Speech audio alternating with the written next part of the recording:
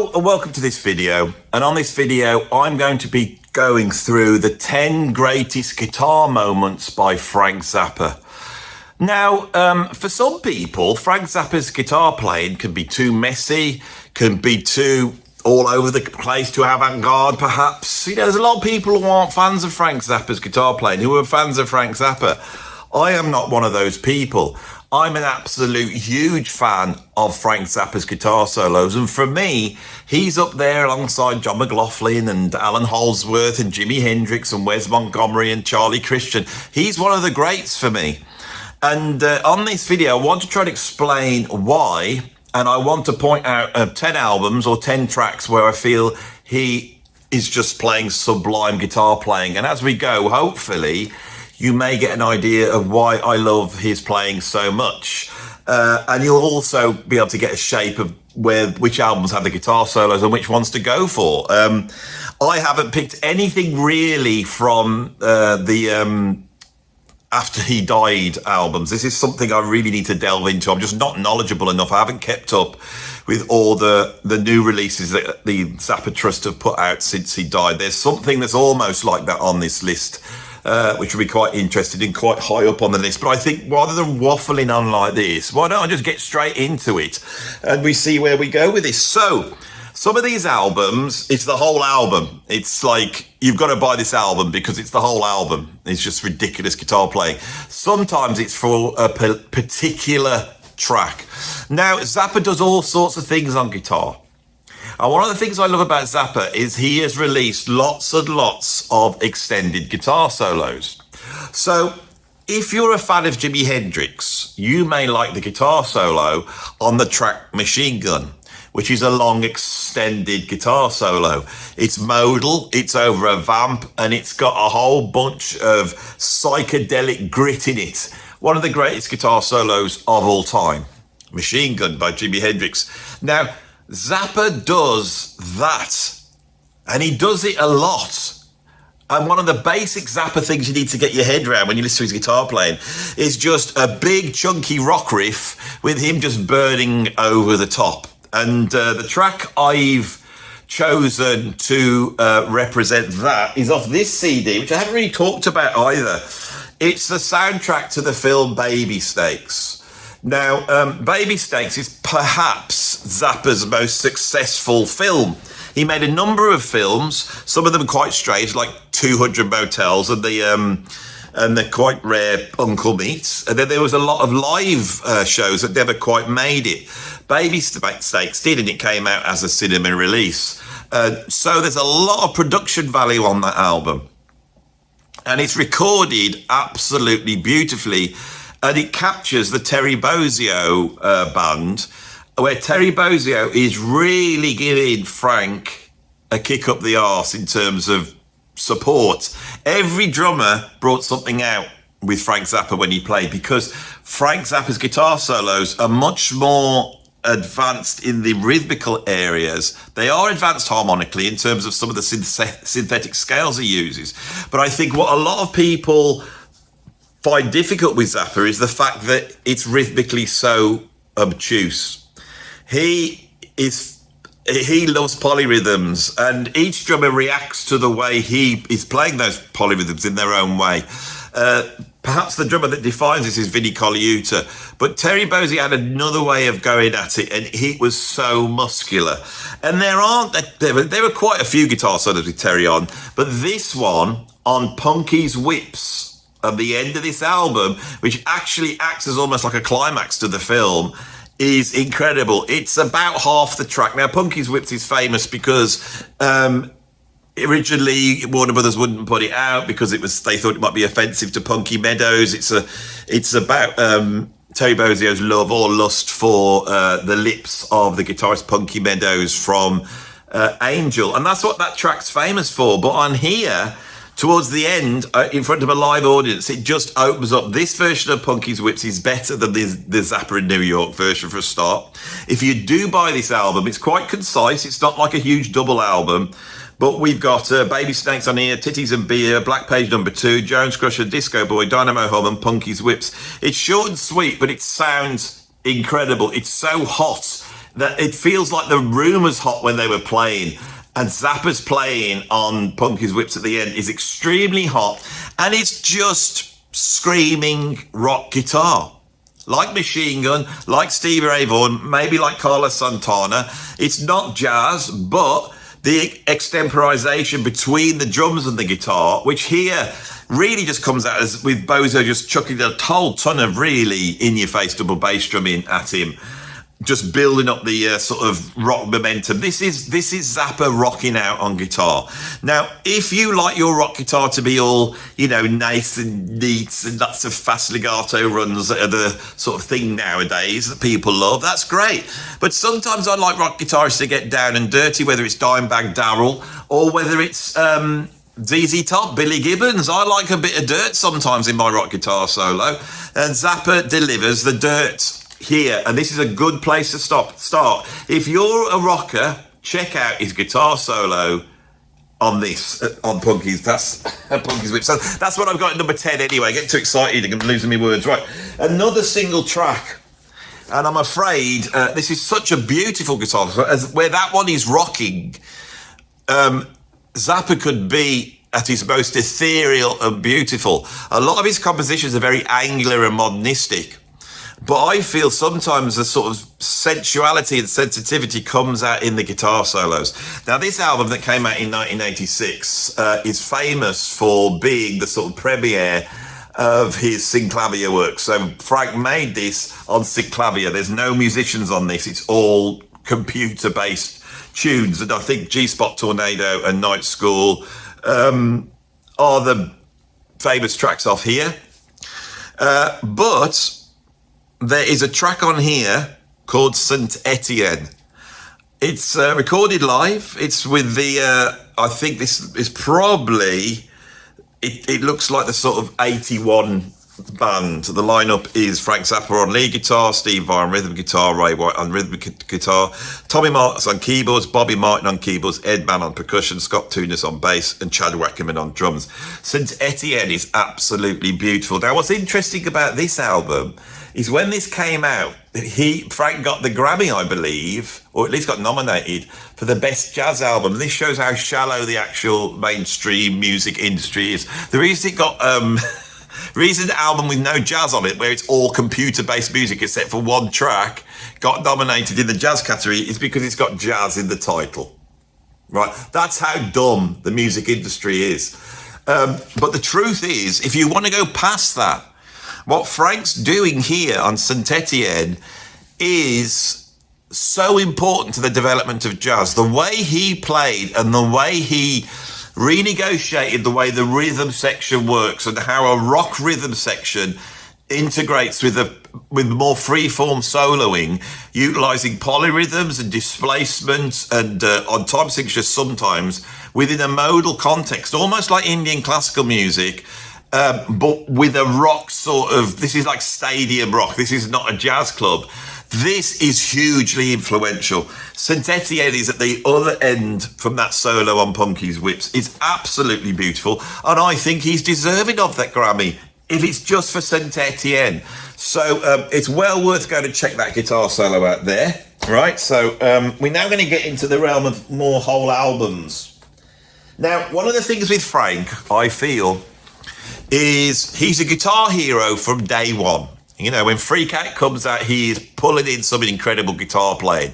Now, guitar playing evolves in his lifetime. He was born in 1940. He's older than Jimi Hendrix. He's older than Eric Clapton. He's older than Jeff Beck. He's older than John McLaughlin. There's very few rock guitar players of the classic rock era that are older than him. In fact, I can't think of anybody at all. So he is almost like the father of rock and roll guitar. And on Freak Out, he pushes the guitar to the front by absolutely free, and then we're only in it for the money. He is playing a lot of long-form guitar solos that are erring on jazz rock fusion, even though that style doesn't exist. This is how important Zappa is, even if you were just to look at his guitar playing. You know, by 1960, say 68, when Hendrix emerges, we think that Hendrix and Jeff Beck they're writing the book on this, but Frank's been doing this, and he's been doing this over in the States. And by the time we get to 69 with Uncle Meat, his guitar has become like almost an instrument of synthesis. He is drawing new sounds out of the electric guitar in a way that Hendrix was doing, but Zappa's probably doing it in a more extreme way. Now, his chops come from the 1950s school of blues guitar. He's grown up listening to Guitar Slim, Johnny Guitar, Wah Wah Watson. No, not Wah Wah Watson, Johnny Guitar Watson. But also, I imagine T-Bone Walker and the whole host of blues guitarists. He plays with a lot of grit. There's a lot of sort of almost like Mexican stinging guitar influence, almost like a Texas influence. If you love blues guitar, then you might like Zappa's guitar playing, except that Zappa doesn't play the blues scale. It's like blues guitar, but put across some weird modes sometimes and using a lot of abstract sounds. That really foresees what people like John Scofield and Mike Stern are going to be doing like 20 years later. He's ahead of the game. Now, as guitar technology, which Zappa's pioneering at this point, as it advances, when you go back to some of those early guitar solos, they can sound a little bit archaic. We really are at the sort of in the sort of fossilized remains of rock guitar. By Uncle Meat, he is really experimenting on guitar. Now, for me, as time goes on, his great innovation is in his guitar sound. Zappa develops a guitar sound which is so huge and monumental and meaty and beautiful that by the end of the 70s, early 80s, he's playing stuff which I think no one else is anywhere near. It's just incredible.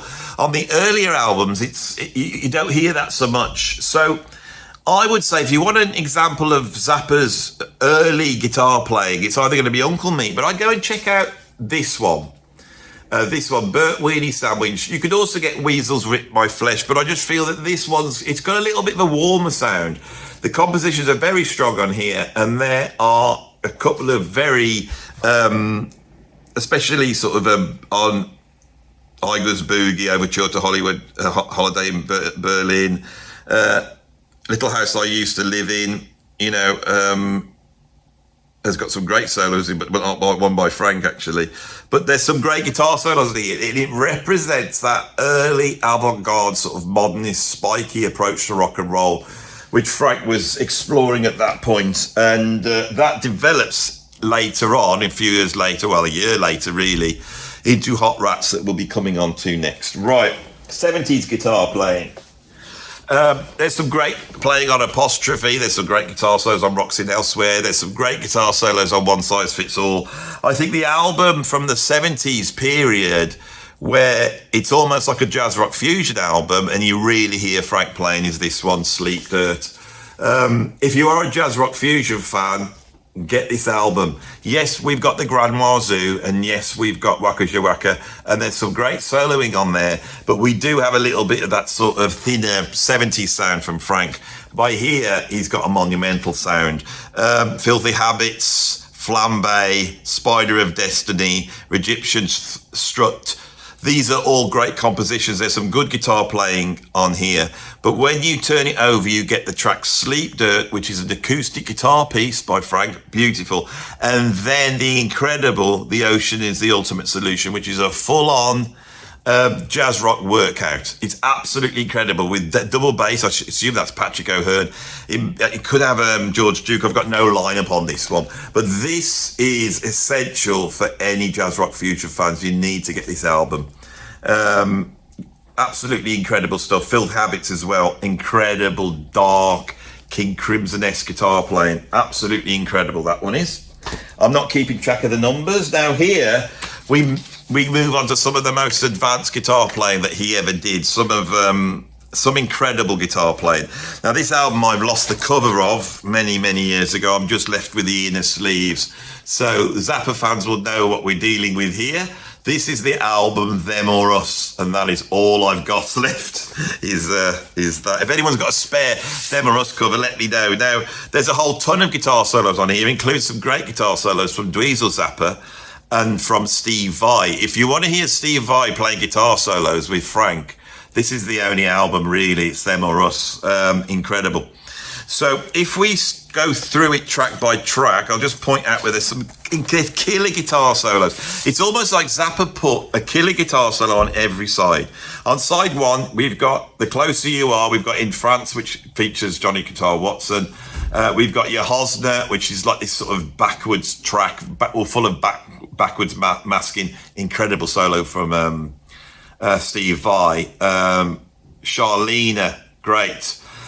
The great guitar solos here are coming from his son Dweezil Zappa and Steve Vai on side one, but when you flip it over, you get two tracks which run into each other, Sinister Footwear Part 2 and Truck Driver Divorce.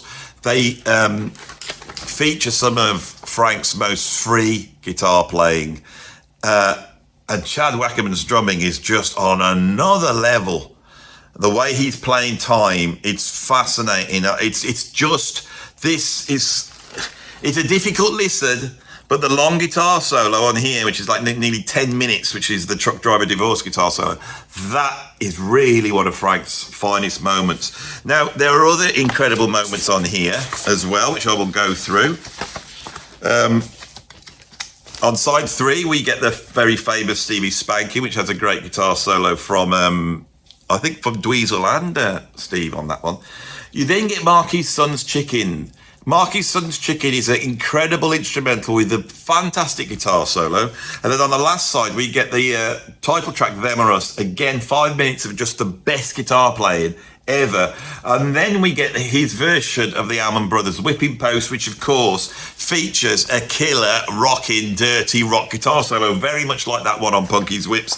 So this really, I mean, I could have ranked this one a bit higher really. This is exemplary, essential if you want to hear Frank playing the guitar. I think because this is a double album, because there's incredible guitar solos from the other albums from that period, which would be like Ship to Save Us, Too Late to Save a Drowning Witch, or Mother's Prevention, or Man from Utopia. But that being a double album, it's got just a whole ton of incredible guitar playing. Another album which has just so much incredible guitar playing, and mine's been played to death and it's falling apart, is this one. Joe's Garage. Absolutely incredible. Let's get inside. Here's the book that came with it, the booklet. Right, with all the incredible artwork in. This is really something else. You know, 3 discs here. It originally came out as 2 albums. There is so much guitar stuff on this album. The first album, which was called Act 1, if I can just get the line which is on the back here. So there we go. The first album, Act 1, is very sort of accessible Zappa. Central Scrutinizer, Joe's Garage, Catholic Girls, Cruise Slut, Wet T-Shirt Night, Toe the Line is a great guitar solo. So it's a nice little guitar solo, but when we get onto record 2 and record 3, which was Acts 2 and Acts 3, we get some incredible solos on Cyborg. We get some, Keep It Greasy again.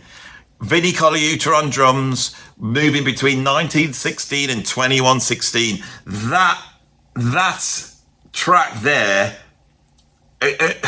when I was a kid and I bought this album, I can remember getting this on box set. I never put it on at the beginning. I already knew about Keep It Greasy. So I was like, I didn't even sit down. I went up to my record player. I took out dropped Keep It Greasy, and I'm sat there listening to it with the expectation, because I'd heard of Vinnie Colaiuta and I'd read about this track, and it was in 19 and 21. And then when Vinnie came in, I had never heard a drummer reacting to Frank's guitar solos. Now, these guitar solos on this one, they use a thing he called strange synchronation or xenochrony. So here, basically, he would take a guitar solo that he liked off a live recording, peel it off so it's just the guitar solo on its own, have it on a reel-to-reel tape recorder, sit in the room with the musicians, and then he would play it to them, and they would have to react live in the studio to it. Right, creating these very strange synchronizations. It's really, really interesting stuff. It's advanced. No one else has done anything like this on guitar. And by this album, Zappa's guitar sound is it's unholy. It's incredible. Like the feedback control and the sort of penetration of the mids and the sort of, he seems to phase them so they seem to be coming from every direction at once. It's outer space guitar playing. I do not understand why Zappa is not known for these incredible guitar solos. I mean, when I was a youngster, I used to go out to my friend's house and we would sit there and we would be taken away to other realms by Frank Zappa's guitar. So we would both sit there, you know, being taken away to other realms. That's all I'm saying. We were taken away to other realms, you know, and maybe Hendrix did it every now and then. Maybe John McLaughlin would do it for 2 minutes on the Mahavishnu orchestra track. But Zappa would just take you off. Who else does this? Someone's going to say bloody Jerry Garcia in the Grateful Dead. Maybe, but for me, it's this bloke. Packard Goose, incredible guitar solo. He used to cut the grass, incredible guitar solo. And then at the end, we have Watermelon in Easter Hay. And again, this is one of Frank's most beautiful, serene, sublime moments. Only people like only people like Carlos Santana were able to touch in. Maybe Jeff Beck. There's a Hank Marvin. You know, these people who have a sound and a way of playing a melody, and it's just beautiful. It's like listening to Frank Sinatra sing or Ella Fitzgerald sing. And Frank's got that, not all the time. Sometimes it's bizarre, all over the place, avant-garde, screaming rock guitar playing, but sometimes it can be so beautiful. Watermelon in Easter Hay is that point when Zappa becomes almost like, what's the word? Romantic. Heart yearning, which people don't associate with Frank. So yeah, Joe's Garage is another essential guitar album. Now, I think we're up to the last 4. And these are 4 albums which really exemplify his guitar playing. At number 4, I have Frank Zappa's Hot Rats. So after all the experimenting with the guitar through the 1960s, in 69, 70, he sort of goes on his own. He puts together a band of sort of Los Angeles session musicians, you know, great players, and he goes in and records this album, and there's a lot of guitar playing on here. For me, what he's doing here is nowhere near as interesting as what we're hearing in the 1980s on guitar. That's the bottom line. But there's some incredible playing. I have to be honest, if I was really honest about his guitar playing at this point, this is a little bit like outlandish 1960s psychedelic guitar playing, a lot of wah-wah pedaling, a lot of going on for a bit too long, and a lot of sort of getting lost every now and then and getting back in. And it's great. It's very loose. The compositions aren't. You actually get it's almost like it bookends Peaches and Regalia and Son of Mr. Green Jeans, which are the 2 tracks that sandwich Willie the Pimp. Those sandwiching tracks are very tightly composed. Willie the Pimp stretches out over about 9 minutes. And then when you turn it over, you've got Little Umbrellas and It Must Be a Camel, again, very tightly composed. And then the Gumbo Variations, which is nearly 15 minutes long.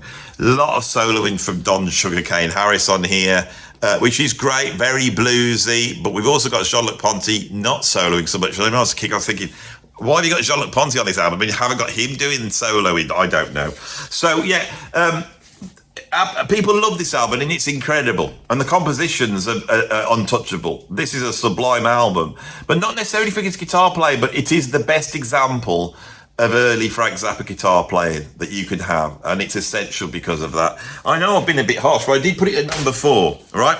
At number 3, this is the one, this album came out just after Frank died.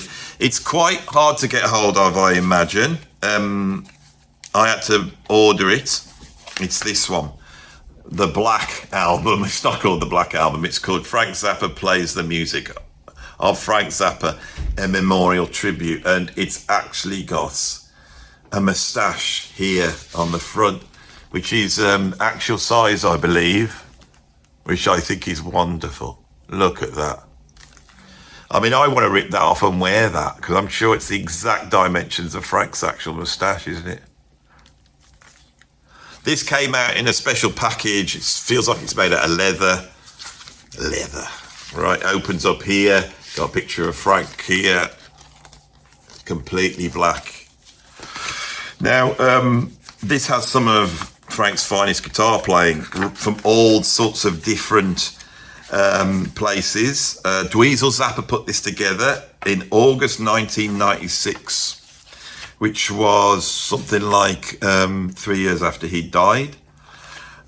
We have on here Black Napkins, Terry Bozzio Band, Napoleon Murphy Brock, Roy Estrada, Norma Bell singing on that one, supposedly.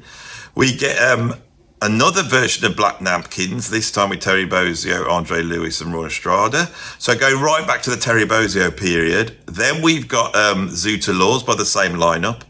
We have Melia Blues in A. And Dweezil's put some notes here. I will read this one out because I don't know what Melia Blues in A is, because it's not an established Zappa track. Like I said, when in doubt, play the blues. Frank certainly does play some mean blues on this track. It's hard to believe that the band ran out of material to play for an encore in Paris, but that's apparently what happened. Lucky for us. Incredible. Then we get another version of Zoota Laws, this time with Terry Bozzio. So there's a lot of Terry Bozzio period stuff on here. In fact, Weeny appears on the last track, which is another version of Watermelon in Easter Hay. And I think, again, that is taken from Joe's Garage, so you get that one as well. There is another version of Watermelon in Easter Hay, but with Terry Bozzio on, and that's from 1978. So I always felt that this was really put together with love by Dweezil. It's totally unapologetically guitar based. It doesn't have any of the sort of weird editing of the tracks together. It's just like a normal album. A lot of love with this. A lot of love. One of my favourite Zappa albums this is, and I've never really talked about it. I never know when to bring it out, but love that album. So we have number 2 and number 1, and they sort of go together. And if you know your Zappa, you know what they're going to be. So at number 2, we have this epic. Came out in the 1980s. Oh, well, I think came out in end of the 1980s, isn't it? Yeah, 1988. And covers the sort of Chad Wackerman 1980s band. It's a double album of guitar solos. Nothing else, just guitar solos, all recorded live. There's a few tracks with Vinnie Colaiuta from that period on here as well. There are a few, but it's mainly the 1980s Chad Wackerman band. We're pulling from 1981, 1984, 1982, so it's those tours. Now, the 84 band focused more on songs. That lineup had a lot more singers in, and it wasn't as big a group. But it did do a lot of guitar solos, and there are some great guitar solos on Does Human Belong in Music as well. This one, this album's incredible. I'll tell you a story about this album. When I got it, I was so obsessed with Frank Zappa's guitar playing. For me, that's really where it was at, right? I love Frank's music. I love the compositions. I love the funny stuff. I loved everything he did. But for me, it was the guitar solos I loved the most. And I would devour them. So when this album came out, I got so excited. And obviously it's on vinyl. So I can remember I pulled the stereo at home to the patio windows. And I got the headphones and I extended them out into the garden. And I then put my swimming trunks on because it was very sunny. And I went and lay down, put the headphones on, and ended up just being in a state of grace as I sat there listening to the whole of this album all the way through. I couldn't get enough of it. There I was away, and eventually it was brilliant. Put it off and I went upstairs. That night when I was in bed, I had what was called a histamine flare. I was so sunburned that the histamine in my body just flared up, and I can remember just jumping out of bed, jumping into the shower and turning the shower on. This is the worst thing I could have done, and putting cold water on it. It just went through the roof. And I can remember I spent that night downstairs with the fan gently breathing on my front where I was burnt, standing like that, not wanting to move while I had this sort of itching that I'd managed to just psychologically get under control. And I remember stood there, I couldn't sit down, I had to stand up. And I remember putting the TV on. It was very late at night, probably 2 o'clock in the morning at this point, and everyone's in bed. And the TV, they were showing And Shan Andalo by Louis Buñuel. Now, this film is famous because there's a scene where someone slices an eyeball out and all the eyeball contents full. And I can remember sat there feeling so on edge and feeling so itchy and watching this film and not realising, because I was young, that I was going to see that. And when I saw it, it's like, oh my God. And I felt in this really strange, horrible place created by Frank. Frank had caused this this bizarre thing of being stood there in my underpants, bright red, itching everywhere, and trying to watch a Louis Buñuel film of surreal, 1920s film. It was a very strange thing, all caused by Frank. I think he would have found that very entertaining, and that's what that album, says to me. He looks so hot and burnt on the cover, doesn't he? And there he is on the back with his cigarette. I love his guitar playing, but of course we have to get to the number one. I would love this on vinyl, but I haven't got it on vinyl. I've got it on CD. It came out originally on mail order. It wasn't supposed to be a big deal. Zappa put it out on mail order as 3 separate albums, and it's called Shut Up and Play Your Guitar. I can remember reading about this before I got it, and I can remember when I first heard of Zappa and I looked in a rock encyclopedia, and he'd put this album out, and it was called Shut Up and Play Your Guitar, and then the next album that came out was called Shut Up and Play Your Guitar Some More, and then the last one was Return of the Son of Shut Up and Play Your Guitar. There was these 3 albums, and I thought, who's this bloke? What's going on here? It's like a monster movie. Eventually I got it, and I got this because in the UK we had a magazine called Rhythm Magazine. And around about 1984-85, somebody wrote a letter in and they said, you might not realise this, but the greatest drummer on the planet is Weeny. He played with Frank Zappa. He's not that well known. He's currently playing in the Joan Rivers house band on television. But he made some great albums with Gino Vanelli and Joni Mitchell. But his drumming on Joe's Garage and Shut Up and Play Guitar is some of the most incredible drumming that's ever been recorded. And that was it then. And that's why I bought Joe's Garage, and he mentioned Keep It Greasy. It was that letter in Rhythm Magazine. Rhythm Magazine then searched him out and they did an interview with him, and I believe that was the beginning of Vinny sort of ascending. And the next thing, he starts to work on the session scene. His early sessions in the 1980s were like for sort of pop stars, very, very sessiony. By the end of the 80s, he's hooked up with the GRP lot, and he's played with all sorts of people, classic recordings, or a little bit on the Fusaki side. Vinny is a force of nature, and for me, he rewrote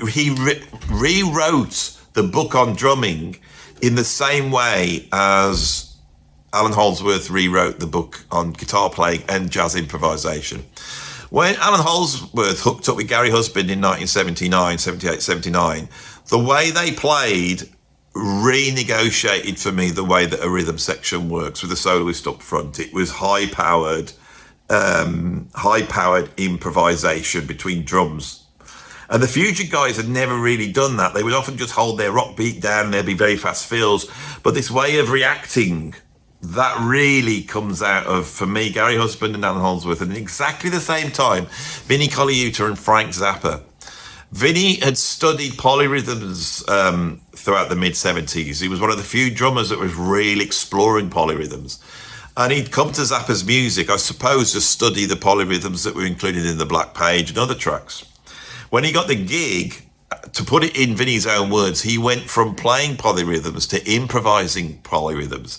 Now, when this album came out, Frank Zappa then employed a very, very young Steve Vai, who was around about 19 at the time, to come in and transcribe those guitar solos. And Steve Vai, being young and not knowing the limits of what human beings could do, he transcribed every last bit of Frank's guitar solos, but also every last bit of Vinny's drumming.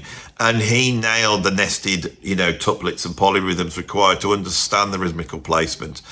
And that book came out, and I had a copy of that book. Now, at some point in my past, I lost a box, and it contained a whole bunch of stuff that I have lost, and my Frank Zappa guitar book, along with my script to Thingfish. So annoying. I was a Zappa. No, I got everything. I know. I was going online. I was ordering all sort of stuff from all over the world. Eventually, I got Frank signed a photo and sent it out to me because I was ordering so much stuff from them. And T-shirts, which I no longer have, stickers, all sorts of things that I no longer have. But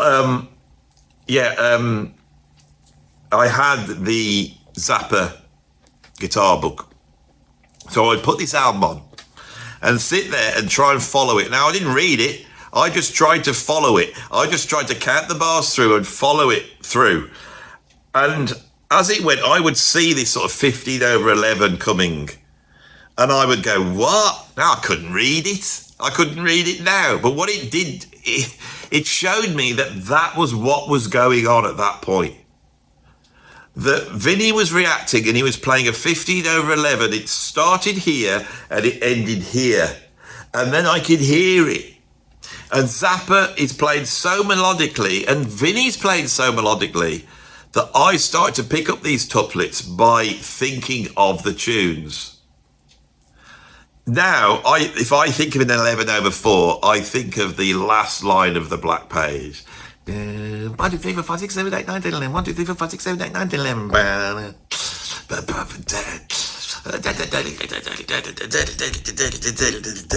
That there, I can hear it, right? Not saying I played it. Let's concentrate so I do get it. 1, 2, 3, 4. 1, 2, 3, 1, 2, 3, 1, 2, 3, 1, 2, 3. So the way I would count 11, an 11 tuplet, I do it as compound time with a 3, a 3, and a 3, and a 2. 1, 2, 3, 1, 2, 3, 1, 2, 3, 1, 2, 1, 2, 3, 1, 2, 3, 1, 2, 3, 1, 2, 1, 3, 4.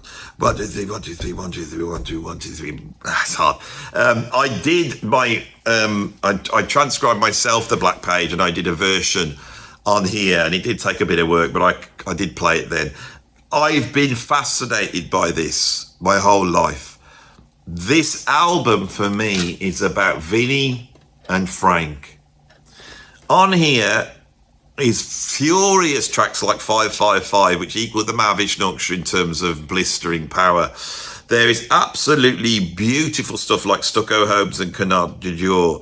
There's things like the Deathless Horsey, which are just absolutely incredible pieces of instrumental music.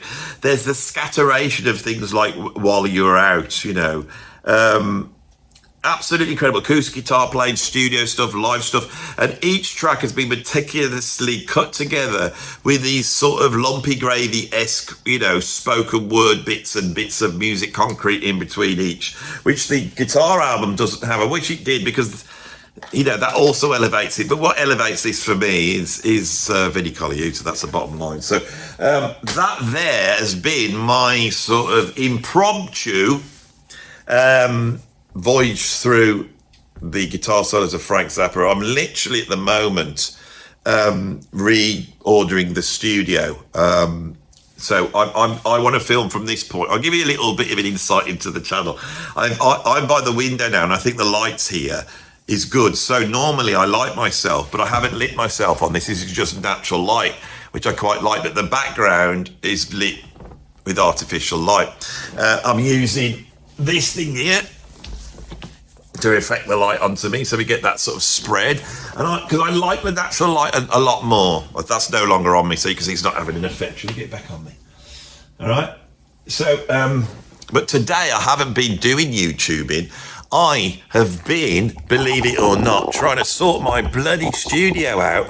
So at the end of this, I mean, if you've done, you can go now. This is like when I was a teacher. You'd get to the end of the class and you'd be chatting. And you say, well, the rest of you can go now. But if you want to carry on having the conversation, then you can carry on having the conversation. So, in true homage to Terry Bozzio, I have decided to go, after playing quite a small kit for a while, I have set up my kit again. There it is. Look at this, up in this corner of the room. And here I've got my great big spider that somebody sent me and my little secret garden there. And I've put my drum kit there because it will then be easy to plug it into the desk, so I can do mic ups really easy. So I've been going through this and I've had to do a lot of fiddling with hardware to get all those cymbals up, my lovely dream cymbals. I've created this little space here with the settee, so that when we're working on tunes, we can be more sociable and sit here like this and do some recording here, and it will open it up. I could actually, that's a nice place to YouTube, give you a different view every now and then. But the problem in doing this is every time I try and do anything in any studio I've ever owned, it ends up like this. Look at this. And I've actually been on top of this. This is what I'm going to try and sort out tomorrow. So I was in the middle of sorting this lot out, right? And I thought, I'm fed up with this. I thought, you know what? I'm going to do a bit of YouTubing. That's what I'm going to do. I'm going to do some YouTubing. Stick you back in the stand. I also do enjoy, because when you watch YouTubers, I always, like if you watch a YouTuber, they've always got the same angle. You never see any other angle. That's what they do, don't they? I like it when you've been watching a certain angle. I'll change my angle, you see. But I like something, sometimes you lift the camera. It's like Sea of Tranquility. What's he looking at? What's he looking at? He could be looking at anything. We only see the one thing. Pete, turn the camera around once just so we can see what you're looking at. You know, I imagine it's a huge pile of T-shirts. I mean, he's got enough albums behind him to sink the Titanic, but then where's all the T-shirts? Where are all the T-shirts? Can you imagine if he's just looking at huge, big, to the ceiling, whatever you call them, cupboards, shelves, that's it. Shelves of T-shirts, all alphabeticized, Can you imagine that? Oh, where's my Crack the Sky T-shirt? Oh, do I really need that?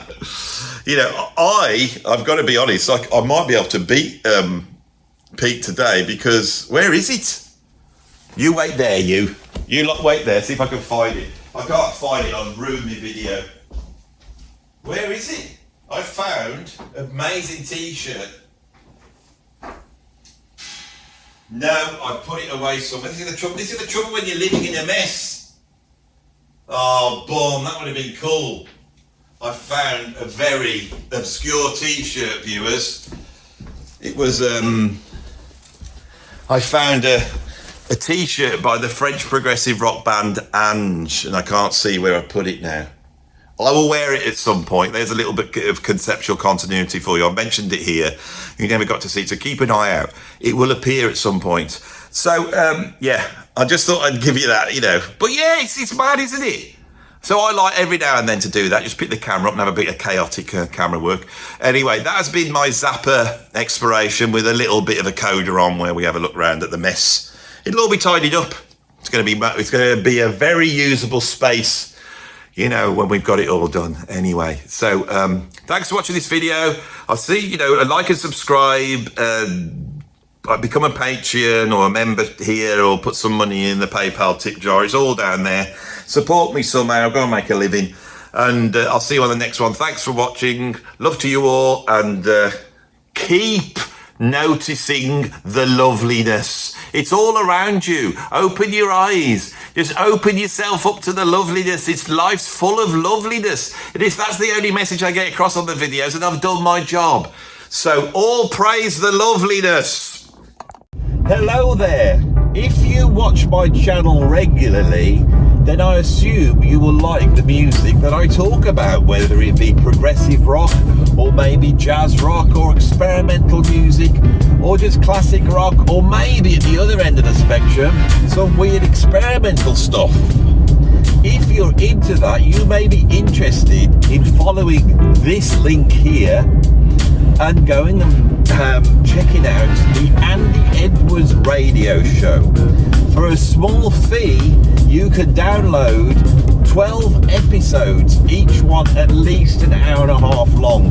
That's hours and hours and hours of music.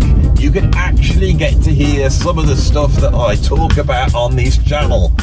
And not only that, every single recording that you hear is taken from my personal vinyl record collection, which has then been recorded live, because I do these shows live like they used to do in the old days on old radio shows.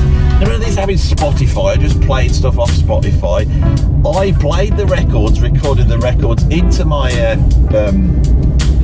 big computer in my studio, and then remastered them, cleaned them up. In some cases I took mono recordings and turned them into stereo recordings, and every now and then I created my own epics out of existing tracks. So there's a whole bunch of stuff, plus you get my banter in between the tracks. Not too much, but enough to explain while I'm playing them. So yes, if you like what I do here, please go and check out my radio show, which is called the Andy Edwards radio show. It's over on my Patreon, but if you follow this link here, you don't need to be a patron or even a member. You could go directly there and buy it straight from the site. I think it's £10 for hours and hours and hours. You will get your money's worth, I promise you, and you will enjoy it because I say you will. So I think I have sold that enough, and that's it. End of this advert. Thank you very much. Bye bye.